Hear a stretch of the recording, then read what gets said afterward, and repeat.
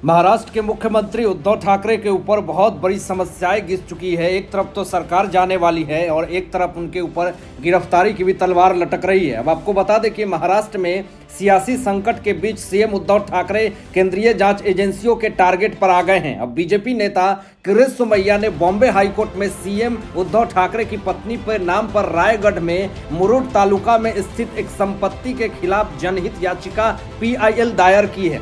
अब कोर्ट ने याचिका को स्वीकार कर लिया है, हालांकि सुनवाई की तारीख अभी तय नहीं हुई है। अब याचिका में उद्धव ठाकरे के अलावा उनकी पत्नी रश्मि, शिवसेना विधायक रविंद्र वाइकर और उनकी पत्नी मनीषा वाइकर को पार्टी बनाया गया है। अब सोमैया ने जिस संपत्ति पर सवाल उठाए हैं वह कथित रूप से सीएम ठाकरे की पत्नी और शिवसेना विधायक रविंद्र वाइकर की पत्नी मनीषा ने महाराष्ट्र के रायगढ़ में मुरुड तालुका में मिलकर खरीदा है। अब ये बड़ा आरोप लगने के बाद अब आपको बता दें कि यहाँ पे महाविकास आघाड़ी सरकार महाराष्ट्र के मुख्यमंत्री उद्धव ठाकरे की बहुत बड़ी समस्याएं जो है वो बढ़ने वाली है। अब भाजपा नेता ने पर्यावरण मंत्रालय की तरफ से इस संपत्ति की जांच की मांग की है। इसके अलावा उन्होंने अलीबाग के स्थित प्रॉपर्टी के संबंध में सीएम ठाकरे और उनके परिवार की तरफ से की गई कथित अवैधता की जांच ईडी और अन्य एजेंसियों के कराने की मांग की है। बहुत बड़ी और ब्रेकिंग न्यूज आ रही है कि संपत्ति रश्मि ठाकरे और मनीषा वाइकर ने उसके मालिक अन्वय नायक से 2 करोड़ रुपए के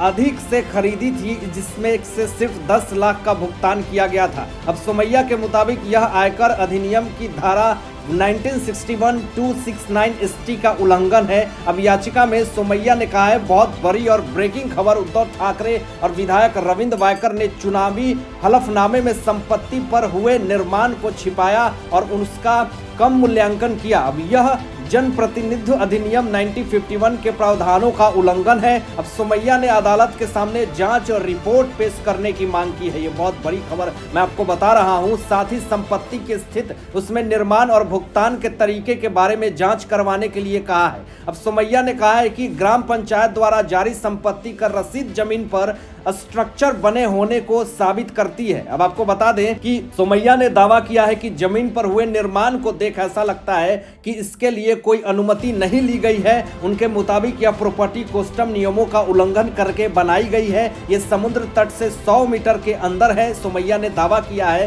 कि कथित संपत्ति एक आरक्षित वन क्षेत्र में आती है और रश्मि ठाकरे और मनीषा वाइकर द्वारा इसके निर्माण के लिए पर्यावरण या फॉरेस्ट डिपार्टमेंट से मंजूरी नहीं ली गई है। अब आपको ये भी बता दें, बड़ा मामला जो निकल करके सामने आ रहा है कि पहले महाराष्ट्र के सीएम उद्धव ठाकरे के साले श्रीधर पाटनकर की कंपनी के 11 फ्लैट भी सील हो चुके हैं।